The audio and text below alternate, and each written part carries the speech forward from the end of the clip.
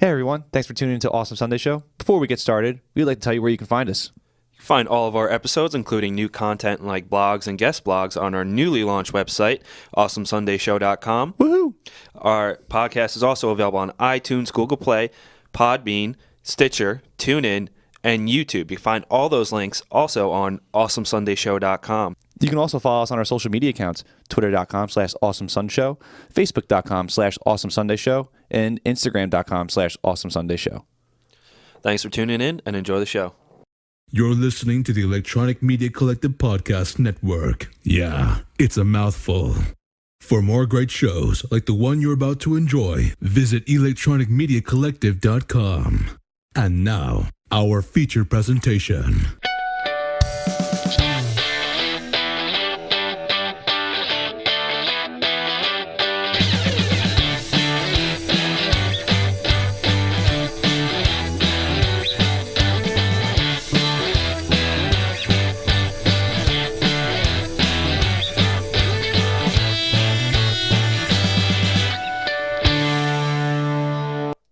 Hey everybody, welcome back to Awesome Sunday Show. Connor here. And Pat as well. Pat, how you doing?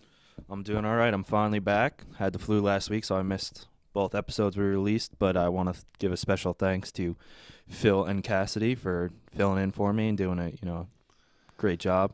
Yeah. You never replaced me, but you did a good job. Yeah, you can't replace Pat, but I kind of have a question for you before we get on to our sponsors. Who was the better host? No comment. They were both equally as great. That's kind of what parents say about children, but we know it's I a love lie. them both the same. All right, Dad. But yeah, I was sick last week. Otherwise, I wouldn't have missed it. But they did a pretty good job. They did a damn good job, actually. Yeah, but I'm wondering which one you think was better. I'll tell you off the air, but on the air, they were both equally excellent. No, they were both equally good. I'm just teasing.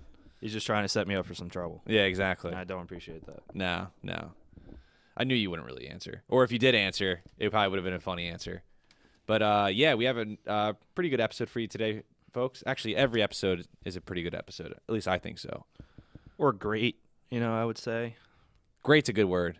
Yeah. I would actually go as far as fan-fucking-tastic. I would say awesome. Oh, it is awesome.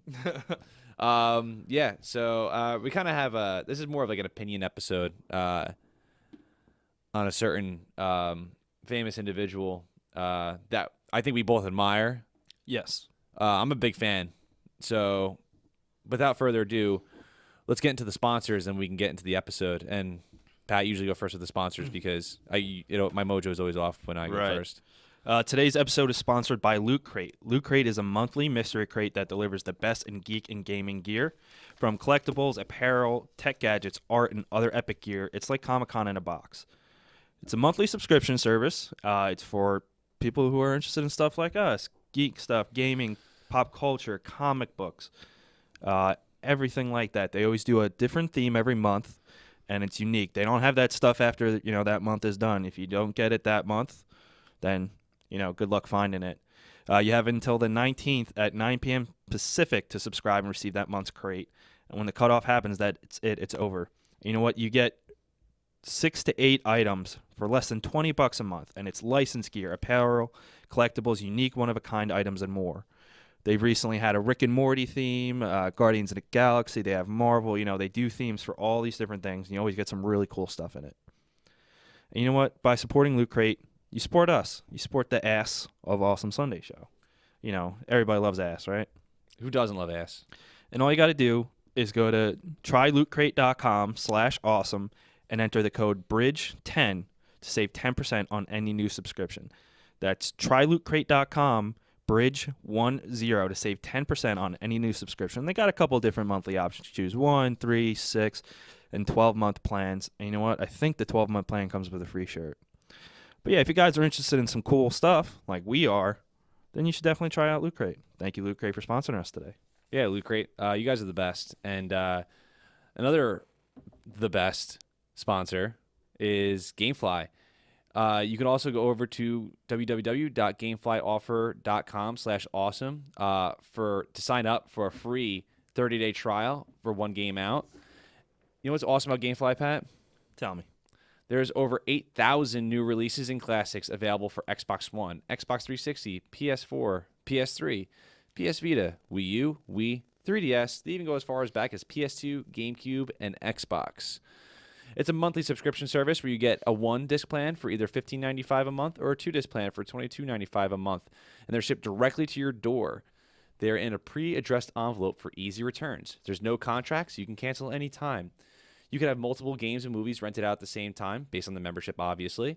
Rent games online or through the mobile app, whether you're at home or on the go. Rental ship to arrive on actual game release dates as well. So let's say a game comes out June 16th, and you're like, oh, well, I have GameFly. Why do I pay $60 for a new game? Guess what? You walk back from work or from school, or you wake up in the morning or in the afternoon, depending if you want to drink in the last night, like me. No, I'm just kidding. Games are actually shipped on release dates. So to you're your saying door. I'll get it that day. You're going to get it that friggin' day. And I noticed you mentioned something about movies. Yeah, movies.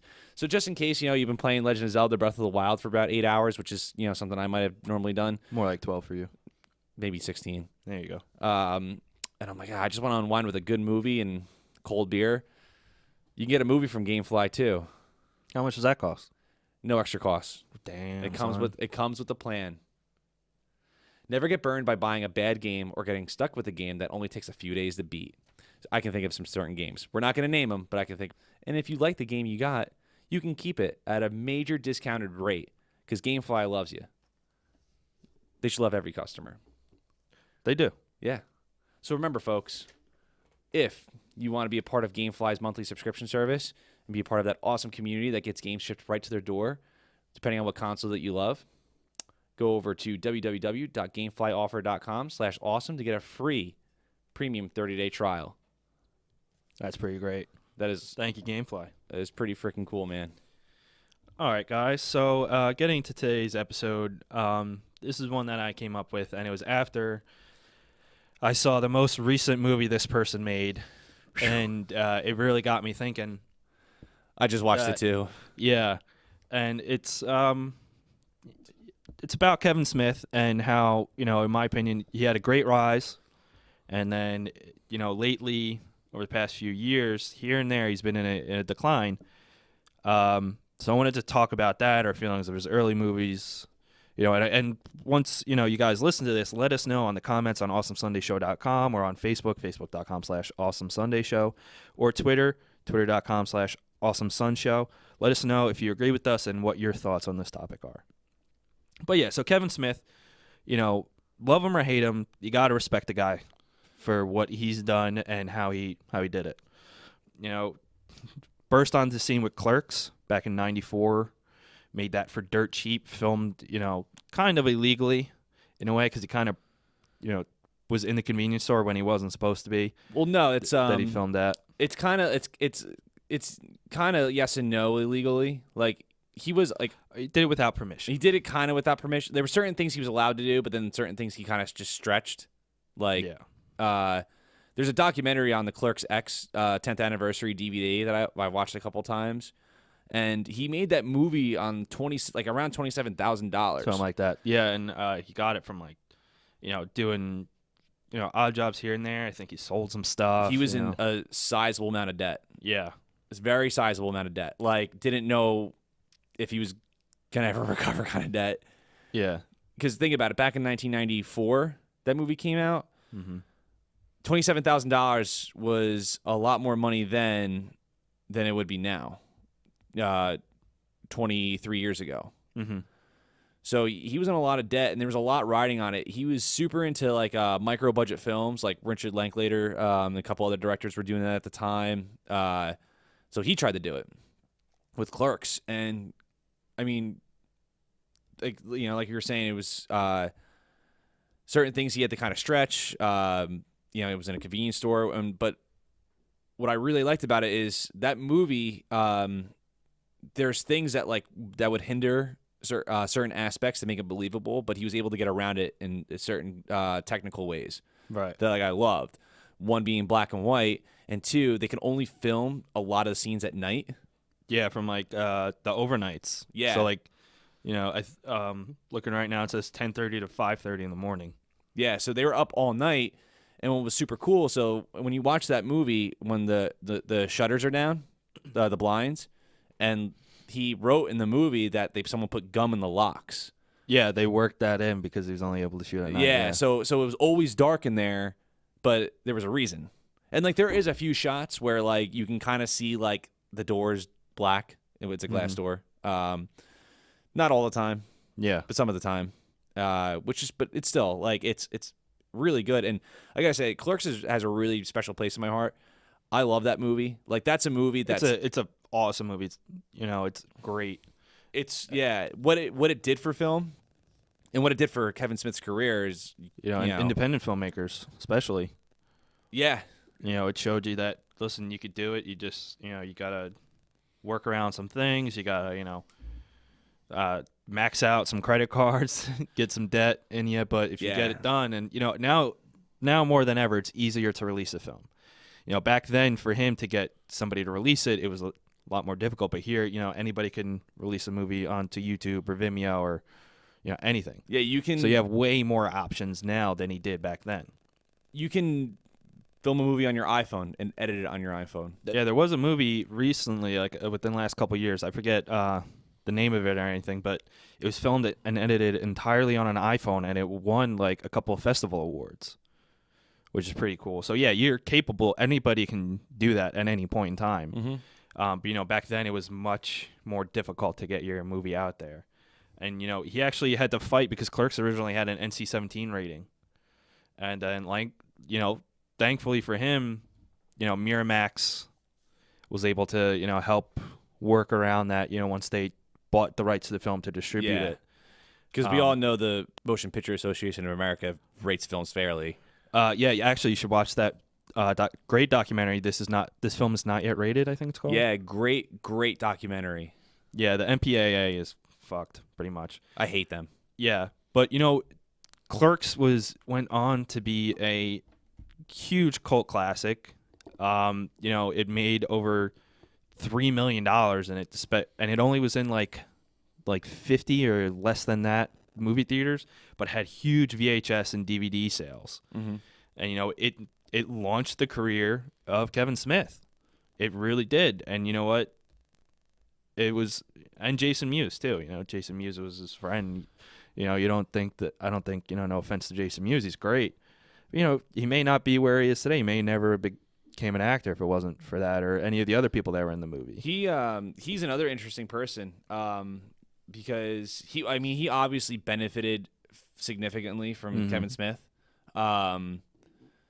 Just who knows where he would be today. I mean, I know he had a huge drug problem. Yeah, but he's recovered. He's married, has a kid. With the help of Kevin Smith, Yeah. Well, and obviously more people in his life, but yeah. Right. Yeah. So, and not to mention too, just branching off from, because this is mainly about Kevin Smith, but just branching off from Clerks a little bit. I mean, he kind of started Ben Affleck a little in his own way too, with Chasing Amy. Yeah, and, definitely. And Mallrats. And Mallrats, yeah. And then he served as a producer for Good Will Hunting when it got out, so he helped them with that. He was an executive producer, so that helped Ben and Matt Damon with that. Mm-hmm. So he has actually had hands on a lot of stuff over the years, and his movies critically have been hit and miss, but like Clerks, Chasing Amy, were really well received critically. At the time, Mallrats was a huge bomb. At the time, yeah, it was it did not fare well critically at all. Not fan wise, but then like upon revisiting it, a lot of people ended up liking it more. I think that's one of those movies, like we've talked about this before, like there's the DVD resurgence age, like when DVDs were just like coming out and people were just buying them by the droves. Yeah. Mallrats really benefited from that.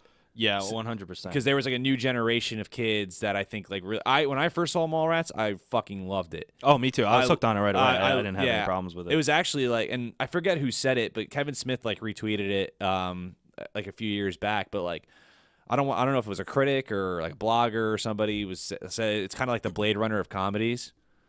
It like at the time when it came out, no one really gave it anything. Yeah. No one bat an eye to it. But like now it's kind of like come back as like this is actually a comedy classic.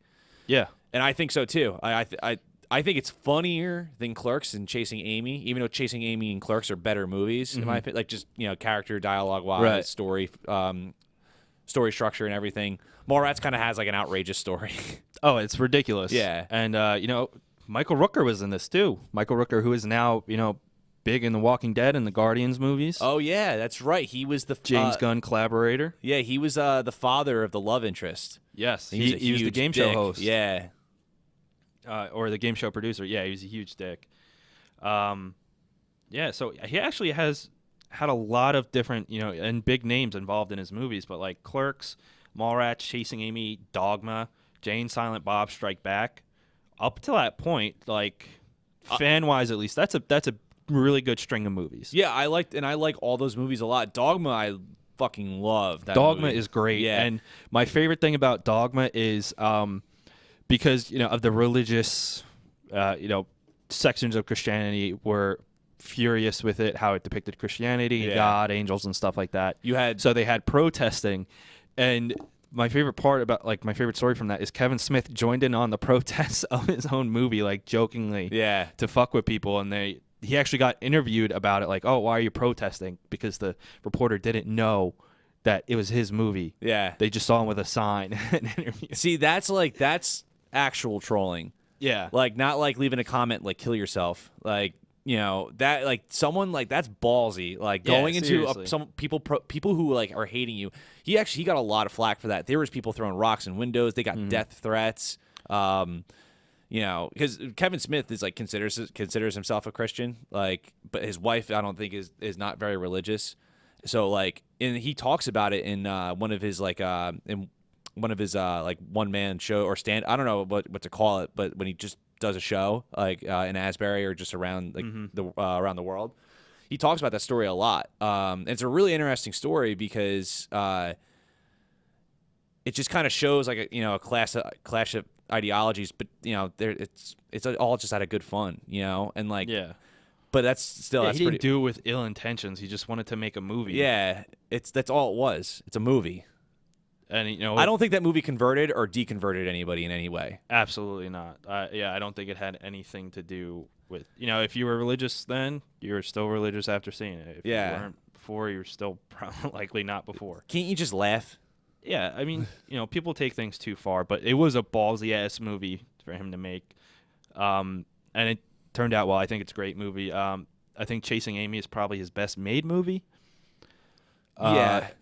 And Chasing Amy is really good. And you got this came after Mallrats, but you got Ben Affleck in it, Jason Lee, who I love, and who used to be a professional skateboarder before teaming up with Kevin Smith. Yeah, and a few other things, but yeah, Chasing Amy I think is his best rated movie too. But I think it's not my favorite movie, but it's I think his best made movie, without a doubt. Followed by Clerks, obviously, but. Even Matt Damon was in it. Casey Affleck's in it too. Casey Affleck, yeah. He did a lot with it. It did well. It was a ridiculous story, but it made look. I'm looking at its budget right now. It had a $250,000 budget. Its box office haul was $12 million just in box office. That's a huge return on investment on there. Yeah, that's amazing. Like that's something to be proud of. Like that much return. Yeah, and that's not even counting the DVD sale or VHS and DVD sales. It made some good money based off that budget and everything. So for a while, like he was still on the rise. Jersey Girl suffered a little bit. That was kind of panned really bad. I didn't like that movie at all. Actually. Yeah, I don't like it. Still, even. I kind of just have a fun fact I want to, kind of more pertaining to us about Chasing Amy. I'm just fact checking it right now, but I've heard this from multiple sources. So remember the scene in Chasing Amy when they're at the hockey game? Yes. That scene was filmed outside the Ocean Ice Palace in Brick. Oh, really? Which is the town we live in. Yeah. Because we're both from Jersey. But I'm fact checking that right now. But I've had, my dad told me, I've had friends tell me that. Mm-hmm. That's pretty awesome. Well, yeah, because he is a Jersey guy. But if it was filmed over, in our town, that's pretty great. Because I think I know like pretty much most of his movies take place in New Jersey, in his Askewverse. Yeah, it was. It was Ocean Ice Palace, Chambers Brick Road, Brick, New Jersey. That's where it was filmed. That's pretty awesome. Yeah. That's pretty damn awesome. That's cool. So we've been to a film location Yeah, without that's true. We should sell tours. Sell tickets for tours to just tour that spot. I think Brick Municipal would not be happy with that. We do it on the download. Yeah. Yeah. So Chasing Amy and Dogma and Jane Silent Bob Strike Back. While their critic ratings were going up and down, they still did very well with their fans. Jersey Girl, not so much. Like you said, I don't like Jersey Girl either. It had the right heart.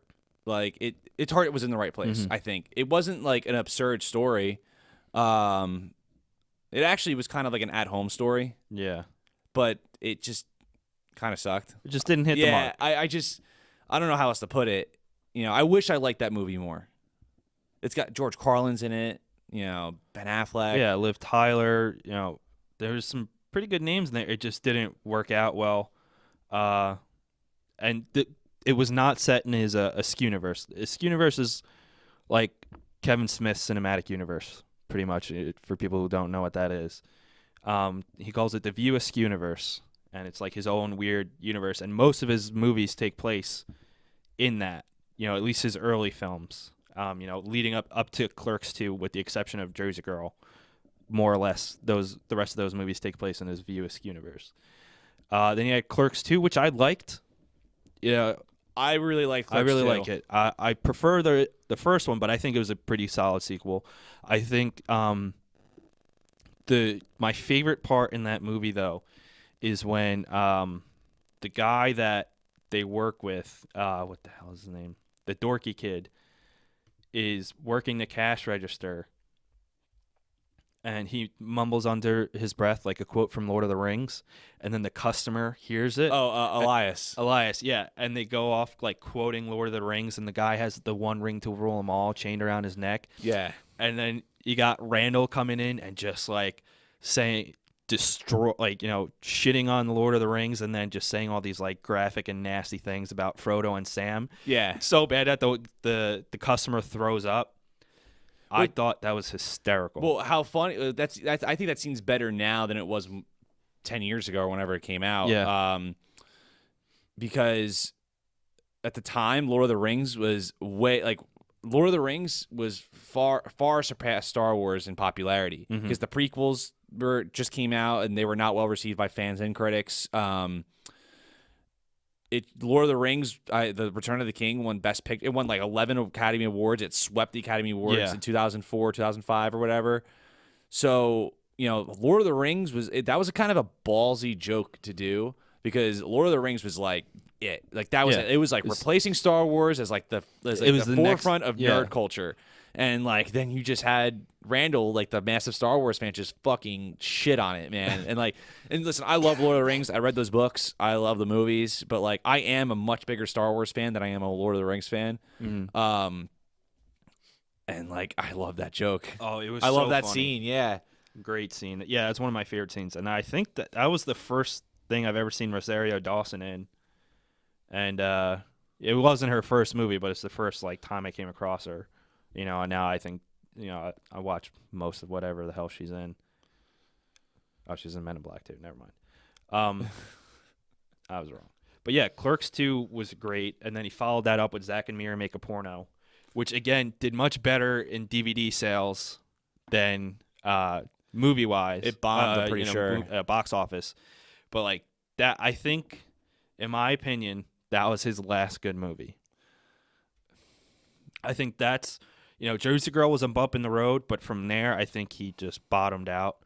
And I know there's one exception that I know that you have that we disagree on, but like, I can watch Zack and Miri. I've seen it a bunch of times, and I love it. And, it's a great cast. I like Zack and Miri. Some memorable scenes in there. There is some very memorable scenes. I think Craig Robinson is like the best part of that movie. Yeah, he's awesome. I kind of go back and forth with Zack and Miri, because some parts drag for me. But the parts where they're like starting to make the porno is hilarious. But then like I don't know, I just thought it was like Seth Rogen and Elizabeth Banks, their chemistry kind of was a little off for me. It was kind of weird. Like I don't know, every like we're old enough to know like about relationships and everything like that. And like dude, like it was so obvious that Seth Rogen was like super in love. Spoilers, was super in love with Elizabeth Banks, and like part of the porno was to get to have sex with her. And like she was like, you just want to have sex with me, and like he like convinced her in like the most unconvincing way that it was just for the money. Yeah, and it's like kind of. Well, I mean, I don't know. Yeah, it was just, dude. I'm old. Like at the time, I didn't really think of it, but now I'm like old enough to know. I'm like, dude, like girls are way smarter than that. But like, at the same time, she was, not upfront about it. But once the scene came, or even right before the scene, she was like hit with the love bug and ended up changing the scene. Taking out a common, porn finisher, the money shot, instead having him finishing her, and then like he leaves and she just like goes oh and like hugs herself and whatever. So it wasn't. But it would have made more sense if. And again, this is just a personal thing. Like I don't think it really makes or break the movie really, because I still like it. I think it would have made more sense if she had the same feelings, but they were both before they had sex. If they both had feelings for each other, and I kind of thought this after. I don't want to say it was the first time I saw the movie, maybe like the second or third. And then once they have sex, then they're both kind of scared to tell each other how they feel, and that would have I felt would have worked better throughout the movie instead of him kind of like being like, oh my god, Seth Rogen, I'm a nerd, like it's just. That was like one of my biggest gripes, but then that would have taken away the emotional conflict, kind of, if they went like would that. Would it have? With the way it was, yeah, probably. I think so, but the whole point, it kind of fell into the Judd Apatow thing, like this dorky, unattractive dude who shouldn't have a chance with this gorgeous girl. Yeah. The girl ends up falling in love with this lovable loser who's down on his luck, even though she can do better. I've talked to people thinking like I've like had conversations with people and they just assume that's a Judd Apatow movie. Because that is what it is. It's kind of it's like a man child gets a girl that's way out of his league. Yeah. That's what happens in 99% of Judd Apatow movies. And it happens 0.0.1% of the chance in real life. Yeah, it's not very likely to happen in real life. And if you are that guy who is, dating out of your league, good for you, man. Yeah, seriously. Good for you, man. Podcast high five. Yeah, respect. But I think, in my opinion, that was his last good movie. Because after that came Cop Out, which sucked. I actually couldn't finish it. Oh, and I shouldn't say I couldn't finish it. I just chose not to finish it. Yeah, see, I first saw it in theater, so I'm like, I spent however much it was at the time. I'm not gonna leave now. Plus, I didn't have a car at that time, I think. Oh no, wait, maybe I did, or I didn't drive or something. But yeah, that movie was very, very bad. Which sucks because Bruce Willis, Tracy Morgan, and Seann William Scott were the three leads, and I like all three of them. It's just the movie was poorly made, poorly written. Bruce Willis kind of phoned it in. Well, because behind the scenes they had problems. Because I kind of put that. I don't know who to blame for that, because the chemistry with Bruce Willis and Tracy Morgan is the biggest problem with that movie. Like, and also just Bruce Willis's job. I love Bruce Willis, but he sucks in that movie. Like acting wise, like it is not a good performance. By any he didn't give a means. shit. Yeah, and you could tell. But like, and then at the same time, like Kevin Smith. Like, and he was open about this, started smoking pot. Like heavily was just got into marijuana. Yeah. So Bruce Willis, Kevin Smith would say, well, he was just terrible to work with. But then Bruce Willis would be like, well, he was just behind the camera, just getting high. Stoned. Yeah, just stoned out of his mind. Listen, I think I've said this before. Like, if you're like, I respect Kevin Smith. I respect anybody who wants to smoke weed. If you want to smoke weed, go for it. If you're a director and you want to smoke weed. If you're making a multi-million-dollar movie, maybe don't smoke weed on set. Yeah, I mean, like, listen, smoking weed it can be a lot of fun. But I mean, you probably shouldn't go in the work high by any means. Yeah, especially if you're handing million. You should probably you should probably treat it like if you're drinking. Yeah, just hey, smoke at the end of the day and don't drive. Yeah, like personally, I don't smoke weed, but if I did smoke weed and I was a director, I personally would not smoke weed until after my day was done. I would not do it while I'm working. If I was making like a Pink Floyd The Wall type of movie, I think that would be kind of the exception. Well, I think for that, the requirement is you have to do acid.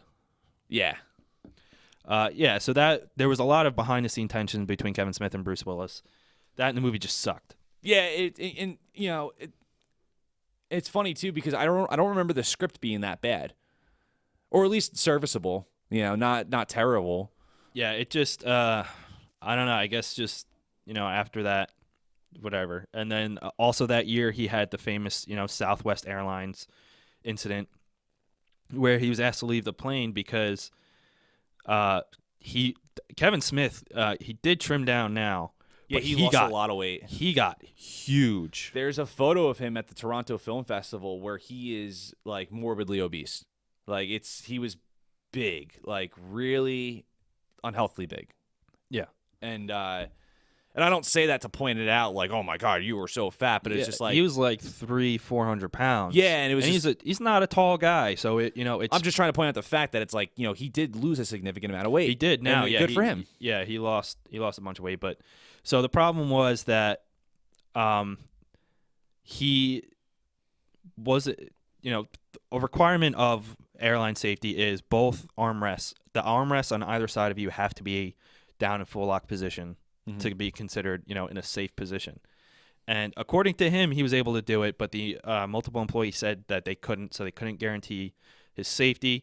It wasn't following, their rules, so they had to take him off because he was so wide that he was holding up. But according to him, that's not what it was. And he felt humiliated, which I would be too. But then especially because he's a public, he's in the public eye a lot. Yeah. And then he spent a lot of time that year and, after that, in interviews on, I think in one of his books. And then when he did like stand-up shows or just, recorded talks and stuff. The stand-up shows I think he does, it's not like stand-up. It's an evening with Kevin Smith. Yeah, he's just up on stage talking. Yeah. He's not even he's not really performing stand-up. He does tell funny stories, though. He does. And you know what? He is a good storyteller, especially, when he writes stuff, but like in person, he's a very good storyteller. He could tell, if you ever listen to his podcast, he's got a great podcast. Dude can tell a story. Yeah, his podcast keep you entertained. Is awesome. Yeah, he's got a podcast empire. Actually, he was in the most recent Justice League Teen Titans animated movie, as Kevin Smith doing a podcast with Beast Boy. Yeah, I heard about that. Yeah, it was pretty funny. I still haven't seen the movie though. It was pretty good. Pretty good. It's at Best Buy, and like everyone at work is just like, "Are you gonna buy it?" And I'm like, I liked it. Yeah, I don't know. It's pretty good. If you like it, I'll buy it. There you go. But yeah, he spent quite a while, just harboring on this incident, and I think he got criticized for that too. He got criticized because he just wouldn't let it go. And if you were so humiliated, you would think like, I wouldn't keep bringing it up. And if the fault lies on him or the airlines, or maybe both, at some point you just got to cut it. Yeah. And like I think it actually it hurt his reputation how long he spent on this. I think it can kind of go either way, in my opinion, because he did milk it, and I can kind of see where I can see 2 points of I can see two sides of the story. If you're in the public eye a lot, you're humiliated, so it's obviously going to make airwaves like Kevin Smith was too fat to fly, that was like always like his line, and he still kind of talks about it to this day a little to a certain extent. But like, dude, Southwest Airlines apparently like gave him a lot of stuff. Like they were like free flights. Oh yeah, they gave him free flights and like all these vouchers for whatever, and he still shit on him. And I get it. If I was humiliated, I would. If Southwest humiliated me like that or anybody, yeah, I would go on a rant. But it took so much of his conversations and his time in the evening with Kevin Smith. Like he spent so much time on it that people are gonna be like, we're like, all right, is this all he's going to fucking talk about? Yeah. So it did turn some people off. It was like a story though, like for a little bit. It was like you would see it on, like you'd be on the news. Yeah, and because it did affect a change in policy. Yeah, for them, if you were you had to buy two seats right next to each other if you were a certain size or whatever. And they put that on Lost too with Hurley. Right. They like kind of made fun of that a little bit. I don't know if it was before or after the incident, but like it might have been after, like when they wrote the episode, when like they show him like rushing to the flight in order to go on the plane that eventually got lost in the island. It was like, you must buy 2 seats because man of your size, like Yeah. So he spent a lot of time on that. So with that and Cop Out that year, that was not a good year for him. Even though An Evening with Kevin Smith, I think, did come out very well afterwards, which he used a lot of that material for, and he put some stuff into his books. And then his next movie, Red State, I think was just. I will give him credit because he took a risk in doing something that was completely outside of anything he had done before. Right. He's normally for like rom-com / raunchy, goofy comedies. Like vulgar humor. Like he kind of goes between there, something with punchlines and like funny scenarios. Right. But also exploring characters too. Yeah. And so he made Red State, which was out of left field for him, which was about this cult. And they were a violent cult. It's similar to, like Westboro Baptist and like those the fucking crazy nuts, the Waco, Texas incident. Yeah. And it was a action movie. It was like a thriller, but it also had a political statement with it. And he was trying, something different out. And I respect that, but the movie was not good. So I didn't really like it that much either. I didn't hate it. Some people like hated it, hated it. And yeah, I think it had some good ideas. I think some scenes were good. Some scenes were good. There were good parts to it. John Goodman he's excellent. Anything, yeah. He's good in anything. The guy who played the pastor, Michael Parks, I thought did a great job. Handling a that came crazy, out in 2011, right? Crazy, hateful person. Yeah. Yeah. That he was. I think he did a good job. And yeah, you're right. There were some good scenes, but overall, it was not. It was a swing and a miss. Yeah, I mean, well, that's also kind of a mix. That is somewhat mixed amongst fans and critics. It's kind of, I think it has like a 50-something% of Rotten Tomatoes. There are people that love it. Yeah, and if you do, more respect to you. But I think this is back-to-back bad movies for him, and this one even got him into more controversy when it came to, because he premiered it at a film festival, and then his plan was to sell the film for distribution. Yeah, at Sundance. And then when the film was over, he didn't get the reception he wanted, and so he had this huge rant about,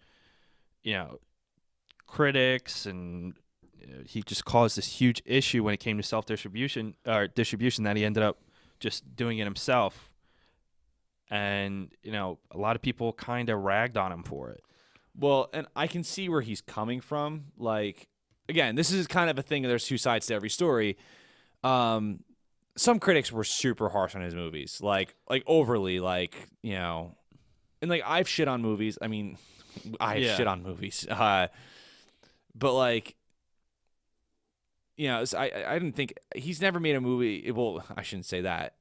We'll get into that, but at this point, he never made a movie that I was like, that was a fucking cinematic abortion. Like, what did I just sit through? He just made a couple bad movies. Yeah, and it was just, but at the same time, like, he would say these movies aren't for critics, or, my movie's for the fans, blah, blah, blah. And then when Roger Ebert was still alive, Roger Ebert was someone who actually was kind of a fan of Kevin Smith. It was earlier work, and, and followed them, because Roger Ebert was big and, like, loved, like, independent filmmakers, and was always, like, in Sundance, Toronto Film Festival. And he said a good point. He's like, critics made your career. And I think that's a really good point, because critics did kind of make his career to a certain extent. Clerks, the fans is what elevated Clerks. Right. But Chasing Amy was what got him into. People started taking him seriously. Yeah, when he got taken seriously, and that was a critically acclaimed movie. If that movie wasn't critically acclaimed, he would not be where he was today. Right. Plus, I mean, aside from just fans, Clerks had a really great critical reception. It did, and so it got his low budget independent movie more well known, because before Rotten Tomatoes and the internet, people would look to the newspaper for movie reviews to see if I want to go see it, and so you would look at the critics in it, and they got his name out there, and in like all the major publications that people read. So yeah, critics did make his career, and then he decided to, in one speech, shit on them, shit on distributors, and the production companies, or however you want to, whatever you want to call them, because of the reception he got in this, and he kind of, it hurt his credibility actually. Yeah. He said something too in one of his specials where he said, he goes, listen, like critics said, critics can say up and down, like, I do a bad job of my movies. And he goes, but then once I say you did a bad job criticizing my movie, then everyone gets in an uproar. Again, I get where you're coming from, but these people are literally paid to tell other people whether your movie's good or not. It's their job. Yeah. And listen, like, can critics be wrong? Absolutely. Like, one movie I love bringing up to people that like was not a critical success by any means, but is a really amazing movie is Hook. Hook was not well received by critics at all. But I think that movie's great. I think that is like that to me. That is a classic Steven Spielberg epic. And so yeah, critics can be wrong, but it's like, dude, like you're literally calling out people who are paid to tell people whether your movie is good or not. Like that's really not a good idea. You don't kill the messenger. Yeah. Essentially. Yeah, and he pretty much had a meltdown on stage in this, and like a lot of people considered it the implosion of his career and him as a person. And it hurt his credibility for a while. It really caused a lot of problems for him. A lot of people on the internet, you don't piss off the internet. And so many people both in the industry and outside of the industry turned against him for this. Yeah. And it was all because he couldn't take the reception of something. And he's chilled off now, and he's made apologies, not outright, but here and there, subtly about his actions about it. He has apologized for how he acted, and he's kind of made apologies to critics as a whole in a way. And now he goes, you know what? He admits it right now. He goes, I don't give a shit about the critics anymore. He goes, if I want to make this, I'm going to make it for me. They're going to hate on it. I don't give a shit. Which is honestly, like, I think, the right attitude to have. Because, he goes, I'm not making my movies to please critics. I'm making it to entertain people or to entertain myself or whatever, or to work with my friends or whatever. And I think that's a good viewpoint for him to have. And I'm glad that, he changed his position and he's regaining, he's regained some credibility. He's regaining his position within the industry. He has regained his creative juices and stuff after Red State. And he didn't make another movie for 3 years, which leads us to our this movie that different we opinions. Yeah. And now that's Tusk. You hated Tusk. I hated Tusk. I think it was a big pile of shit. And I fucking loved it. Yeah, I thought it was a horrible movie. I did consider it to be his worst at the time. We'll get into that in a few seconds. Yeah. The movie that we agree on his worst is definitely his worst movie. Oh, easily. 100%. Like, terrible. 100%. But yeah, Tusk was born out of the idea of a question or a topic that was brought up on his podcast, and it's about this crazy guy, kidnaps somebody and does all these, surgical alterations and turns him into a human walrus. Yeah, that's the plot of the movie. That's a great plot, and it was to start off his new universe, which is the Great North trilogy, which is Tusk, Yoga Hosers, and then what's the next one? Moose Jaws. Moose Jaws is the next one that's going to come out sometime over the next couple of years, I think. Or whenever, who knows? Yeah, or whenever. You can't really tell, but I think Tusk was, the idea. I could accept the idea. It's a ridiculous idea, and there's a lot of movies that have ridiculous premises that turn out to be entertaining. I was not entertained in the least by this movie. I hated it from top to bottom, and I like Justin Long, I like Michael Parks, Genesis Rodriguez, Haley Joel Osment, and then Johnny Depp's character was ridiculous. in my opinion. And then he was in, Yoga Hosers. And then, of course, Kevin Smith put his wife in the movie, and he put his daughter in, which I'm going to get to something after that. And then Johnny Depp's daughter. And I just think, like... You're talking about Yoga Hosers now. No, I'm still... because the idea from Yoga Hosers is a spin-off of Tusk. Yeah, I know that. And I just think that the movie, the story, the dialogue was horrible. And like I hated every aspect of this movie. But you loved it. I loved it, dude. I thought it was so funny. Like the Michael Parks was the surgeon, right? That turned. Yeah, he was the crazy guy that wanted a walrus. Yeah, who fucked a walrus. Yeah, that I thought was hilarious. Just because mainly his performance is what carried that comedic tone. He was good, but the movie. Oh my god, I didn't laugh once throughout. Justin Long, I thought was all right. He did a good job, especially when he's like. I think the scene where they're talking to each other before he gets surgically turned into the walrus. Mm-hmm. Where he has like the walrus horn, and he like kind of like jerks it off, and he's like just like playing with his shit. I thought that was so funny. Genesis Rodriguez, who was in The Last Stand with Arnold Schwarzenegger. I like that movie a lot. I know a lot of people don't. But I thought was fine in the movie, too, and she's a babe to look at. And Haley Joel Osment, I thought was great. And I thought the idea of their podcast was, like, so neat because that is, like, podcasts, I think, are born out of neat ideas and quirks and kind of a gimmick is kind of a word I don't like using, but they're born out of gimmicks sometimes, and a gimmick can be a very good thing. Right. So in the movie, they have the podcast called The Nazi Party. Yeah. And it's Notsee, Notsee. So what like happens I is, did not see that. Yeah, so what happens is Justin Long goes on a trip somewhere or goes explore something, and the other host of the podcast doesn't go with him. Right. So he asks him questions about what goes on.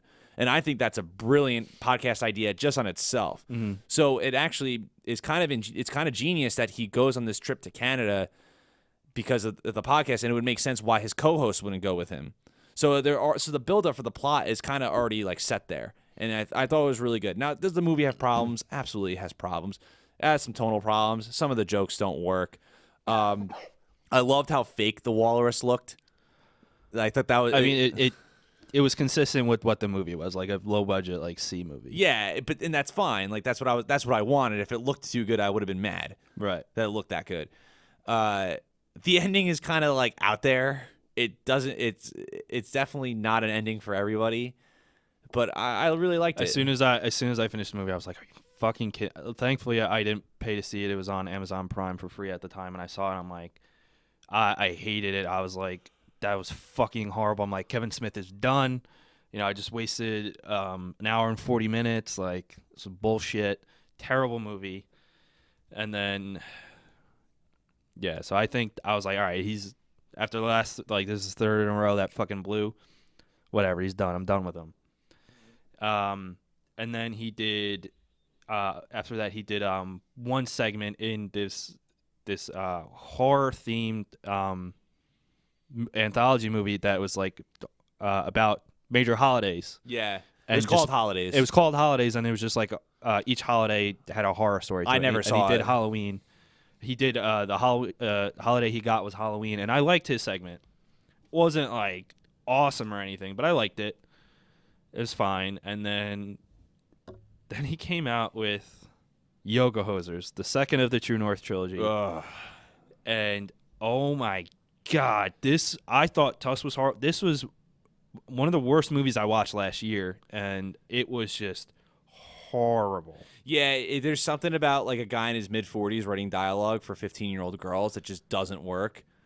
Oh my God. Yeah, the plot is all right. So it's a spinoff of Tusk, for those who don't know, in the way that the two main characters, Colleen and Colleen, were in Tusk. They worked at the convenience store, and Kevin Smith just built this new plot around him because he liked working with his daughter, and then with Johnny Depp's daughter, and their daughters were friends. He's like, there's something here.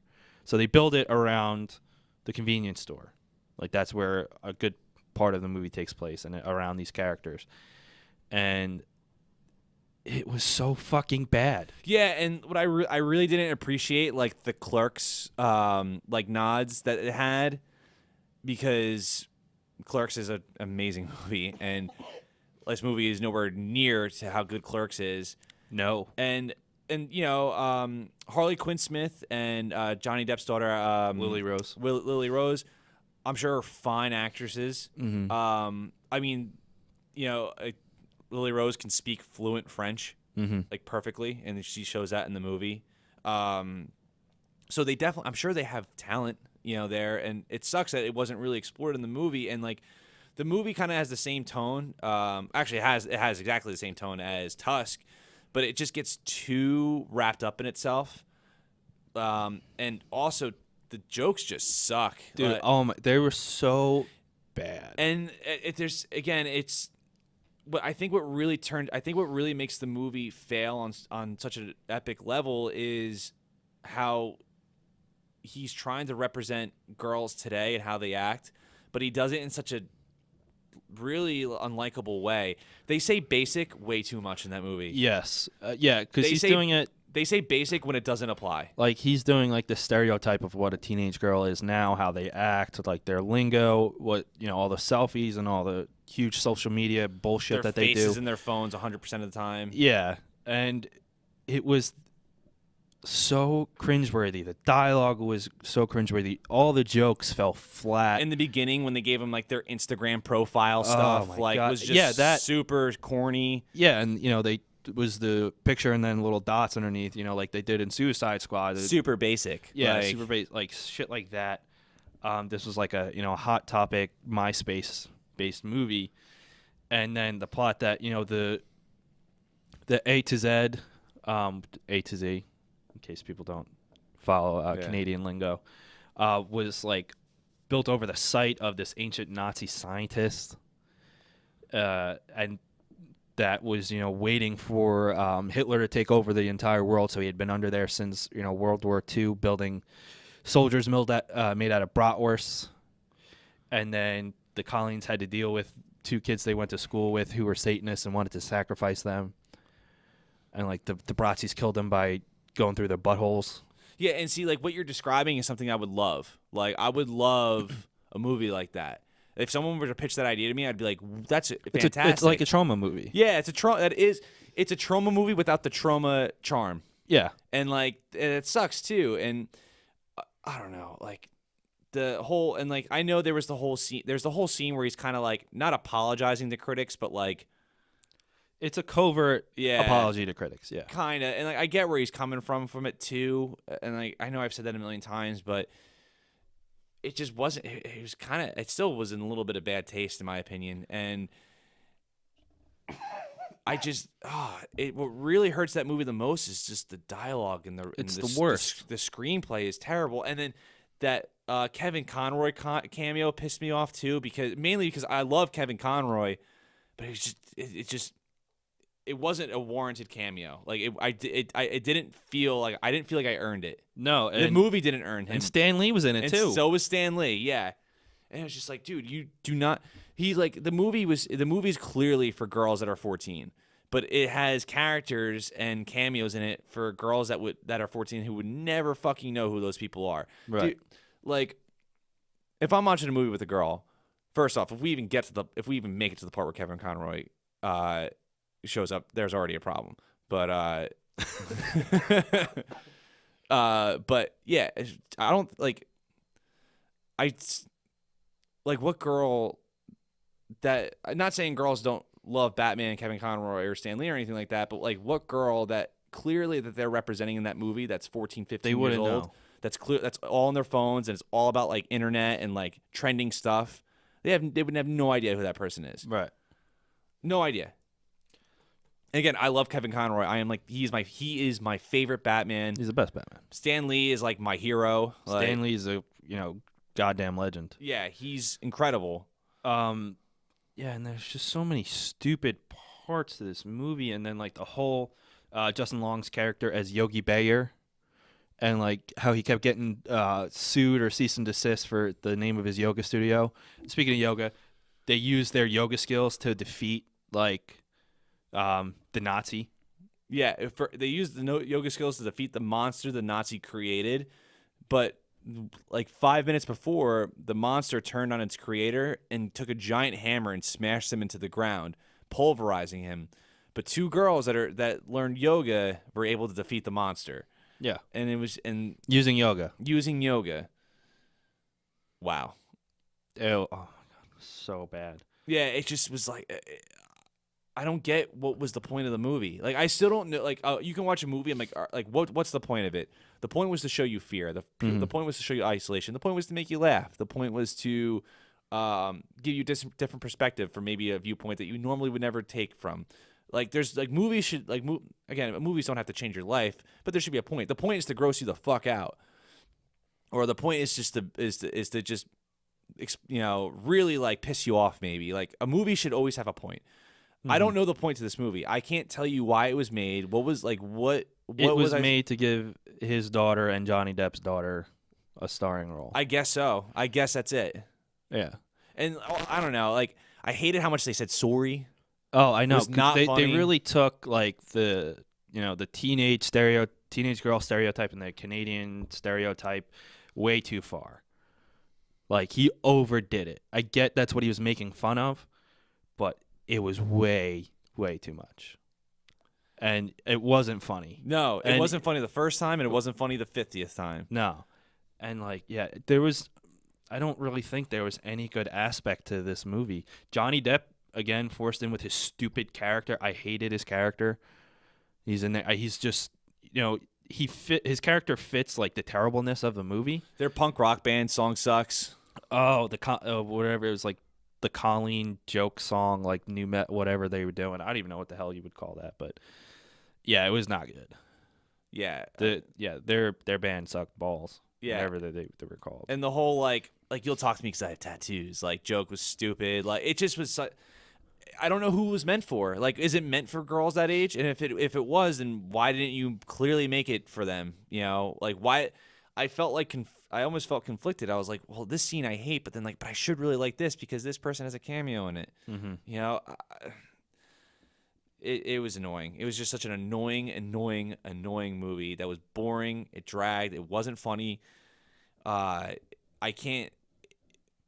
Like, Kevin Smith has made movies I didn't like, but like I can at least say that there was a point, or there was clearly talent behind there, and something just didn't work. Like with Cop Out, this movie was just a horrendous pile of trash. Like I hate being that harsh about a movie. No, I don't take any pleasure from it. It's a garbage movie. Yeah, I really don't. Like, so bad. And it had a budget of $5 million. Where he got that $5 million, whether it was self-funded or not, I'm surprised. But it only in the box office it only made almost $39,000, and then immediately went to VOD and Amazon Prime and Netflix. And I can't see this making much money on VOD anyway. Listen, all right. So this is the way that this critic from the AV Club described it. He goes, "If you were to tell me a midnight movie was coming out that was a cross between Clueless, a second-rate Gremlins knockoff, the 1966 Batman, Strange Brew, and Clerks, I would have said, wow, that sounds great. If you were to tell me the same film was written and directed by Kevin Smith, however, my response would change to, wow, that sounds terrible." And his whole review ripped on it, and a couple of critics ranked it as the #1 worst movie of 2016, tying it with 50 Shades of Black, which is the parody movie that Marlon Wayans made of 50 Shades of Grey, which got an average critic score of 2.8 out of 10. So let that sink in. It was just a really bad movie. The only thing I liked about this movie, actually, was this interview that Kevin Smith did with his daughter, Harley Quinn, where, it was an emotional interview. She was asking him questions, and then how when she was in Tusk and that he got to work with her, like, brought him happiness again and like changed his whole perspective on how he does things, and like it gave him a new found creative flow, and you found a new reason for him to do what he does, and like all this, sweet things. And it was a very sweet interview and a sweet bit. Yeah, that sounds nice. And that's the only good thing that came out of that. Otherwise, this movie, was a big fucking pile of trash. But then again, I probably still see Moose Jaws, unfortunately. Well, just to see Moose Jaws sounds sweet. It does. It sounds sweet, and the title is self-explanatory. It's Jaws except with a moose. Yeah, and I think that's incredible. Like, I want them to recreate scenes from Jaws, but like in the Canadian, with a moose. Yeah, when like how like in Jaws, like the shark comes up and like is in the boat. Like, I want them to be like in a pickup truck, and like the moose is like behind the pickup truck. Like, I don't know. Yeah, we'll see. I mean, I'll inevitably end up watching it. Yeah. So movie wise, I don't think he's been doing good, but I think that I will give him credit because I think he is back on the rise now, and that's because of his TV directing. Aside from his cameo, like he directed 2 episodes of The Flash last year. And they were great. One in season 2 and then one in season 3. And yeah, The Runaway Dinosaur, I thought, which was towards the end of season 2, was an awesome episode. Yep. One of my favorites of last year. And then he did the Killer Frost episode of season 3, which again was awesome. And both were received very well critically and fan wise especially. And then he also did 2 episodes of Supergirl, and they are both very good episodes too. And it's because like there is still talent in the guy. Yeah, I think he's a very talented person. I think he should be directing movies, whether they're bad or not. I mean, whether you can be a director and make some of the worst movies that you've ever seen, but if you really want to direct, then you should do that. Yeah.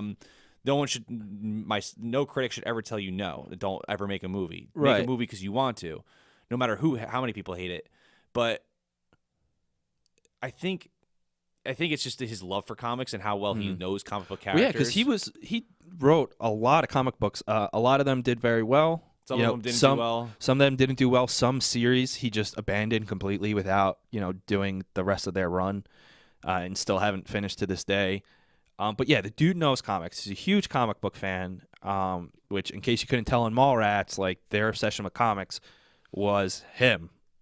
Yeah. And well, even in Chasing Amy, it's about comic book writers and artists. And he has a comic book store over in Red Bank, which we've been. Have you ever been there? I haven't been inside. I've been there like 100 times. And yeah, it's awesome. Yeah. Dude knows what he's doing more or less. So I think and he's a huge fan of The Flash, and he the way he got the directing job for those episodes of The Flash, he constantly tweeted about how much he loved the show and like it was his favorite show on television. And then they're like, all right, so come direct some episodes. And he did really very, very well. Those episodes were awesome, including the Supergirl episodes.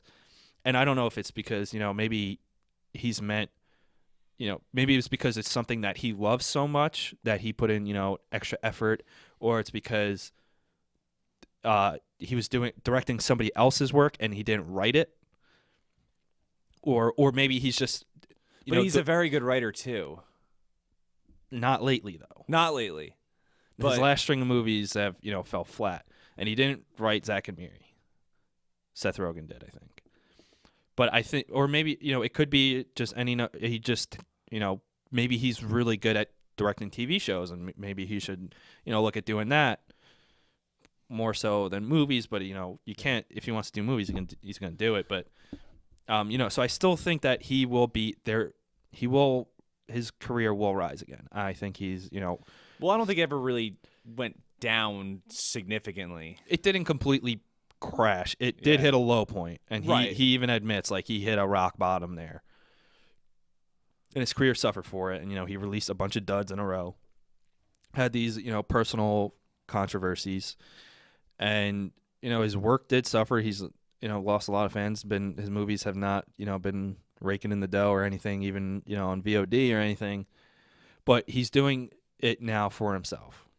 He's doing what he loves for himself, which is how he should be doing it. Yeah, that's how you should do anything. And if he's not releasing movies I like, that doesn't mean there's gonna be like with Tusk.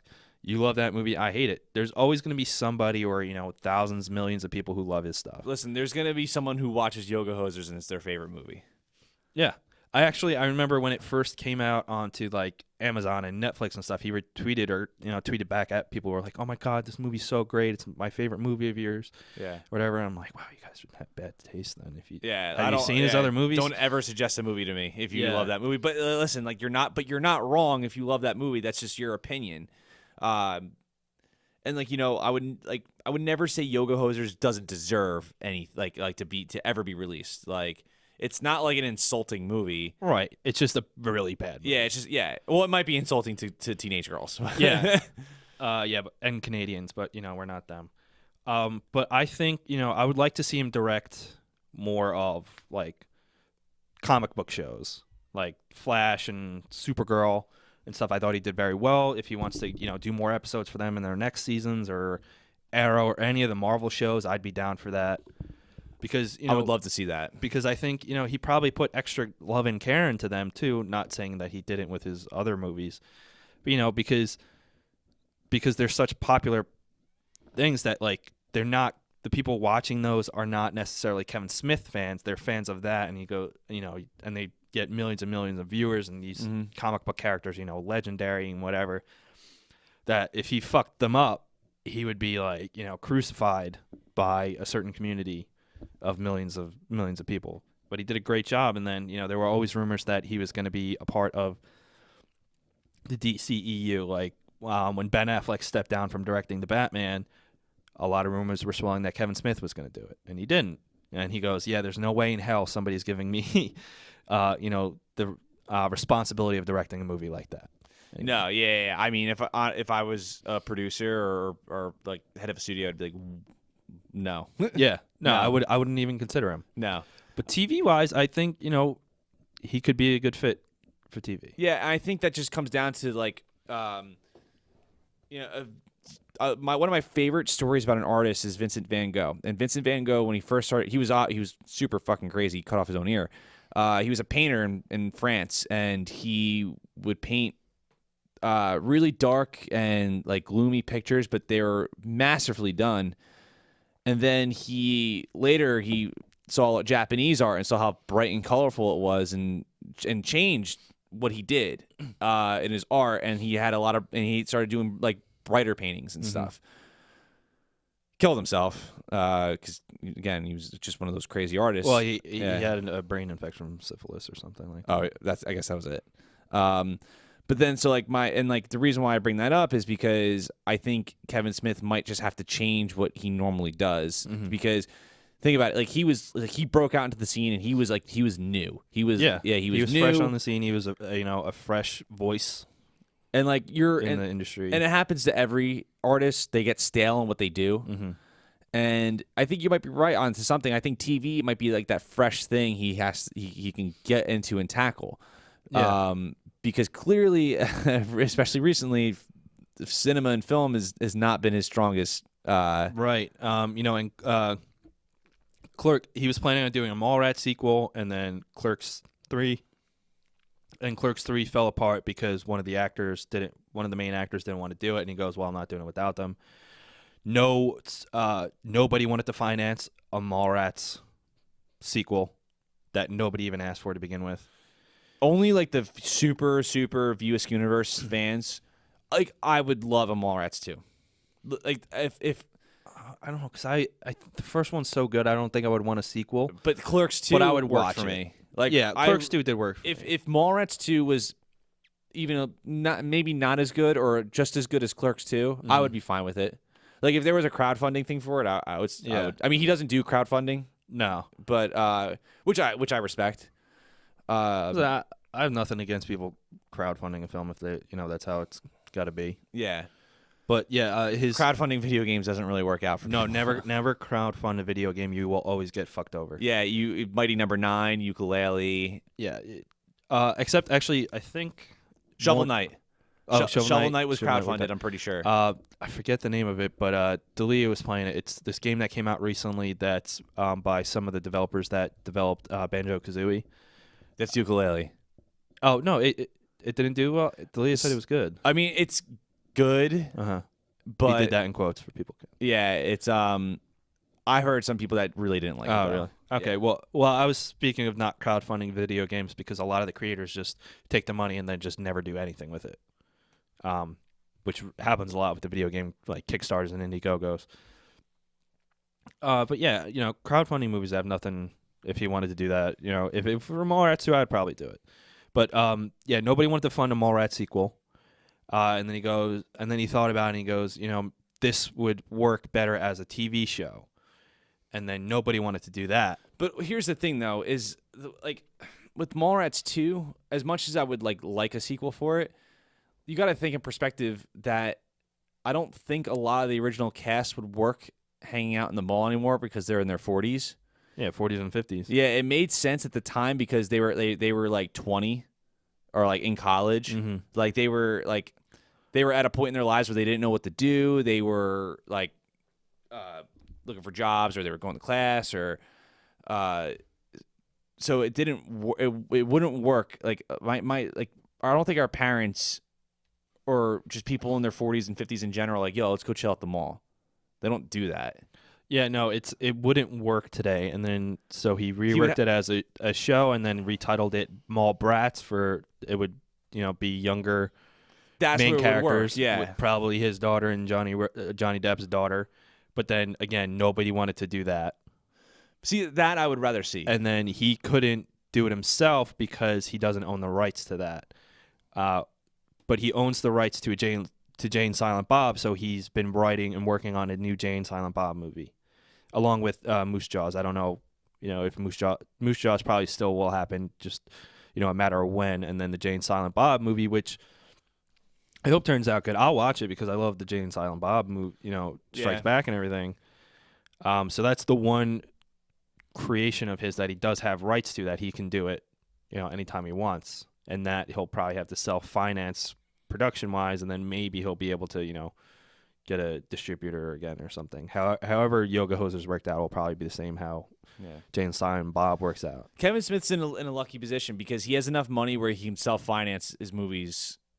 Like if it's like a $3 to $5 million movie, he can self-finance. He's got it. He's loaded. So yeah, he's in a position where he can do whatever he wants, and he should.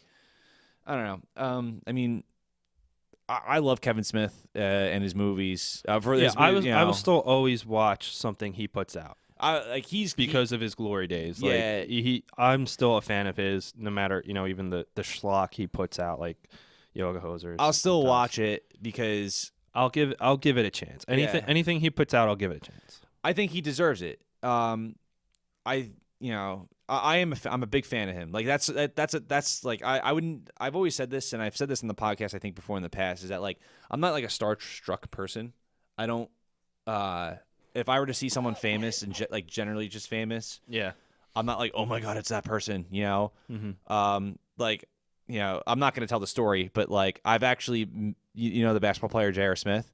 Yes, I've actually met him 3 separate times on 3 separate occasions, and I could have cared less every time. I wouldn't really care about seeing him either. Yeah, but if I saw Kevin Smith, I'd be like, that's something I'd be like, holy shit, that's fucking Kevin Smith. Like I would be really excited to see Kevin Smith. I would grab everybody I knew. I'd be like, don't embarrass me. Yeah, and then you would embarrass yourself, probably. Yeah, like that's one of the few celebrities I'd be like, oh my god. Yeah.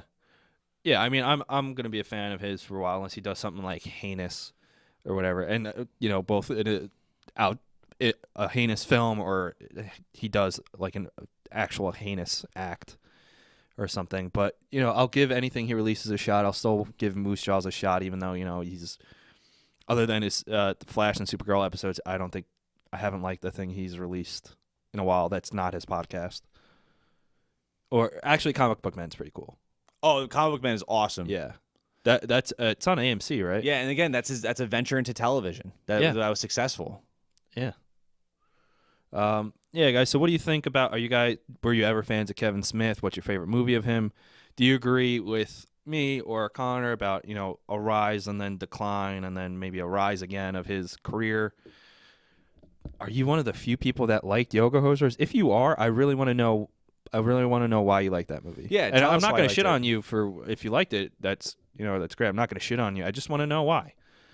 What you found enjoyable about it, because we did not find anything.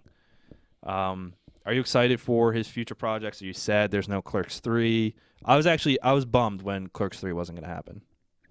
When he said it wasn't going to happen. Do you know which one of the actors that didn't want to do it? I mean, because like it would have to work with Rosario Dawson and the two main actors that played Dante and Randall. Let me see if I could look it up real quick, but I don't know off the top of my head, but I'm guessing it's one of those two. It would have to be those three, because Rosario Dawson, like, it ends with her like pregnant with Dante's child. I think it's the actor who played Randall, because apparently he was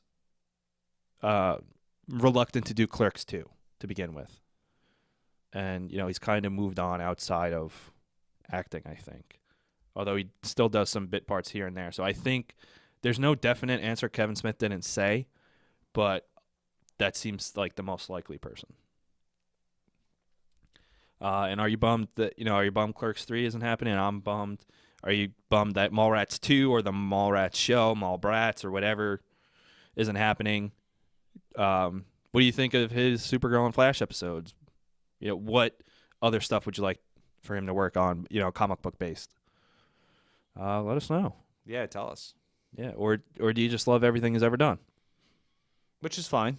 Yeah, which is fine. Perfectly fine. You know what else you guys should do? Probably get a sticker from our website, awesomesundayshow.com.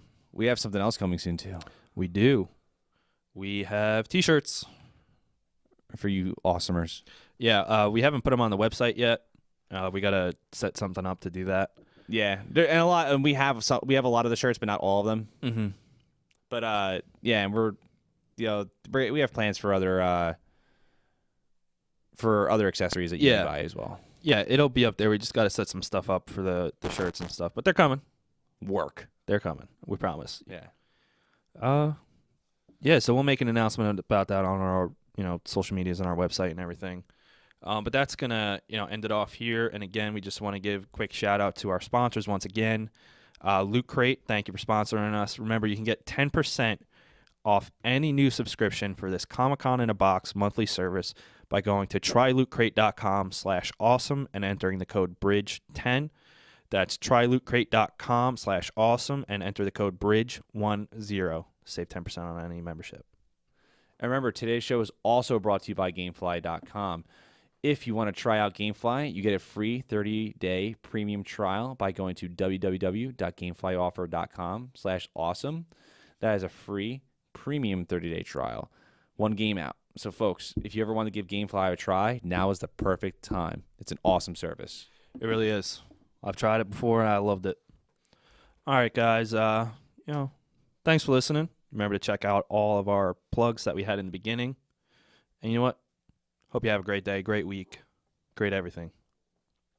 Pat, I'm glad you're feeling better. Thank you. Thank you again, Phil and Cass, for filling in. You guys are sweethearts. All right, guys, take it easy. Peace.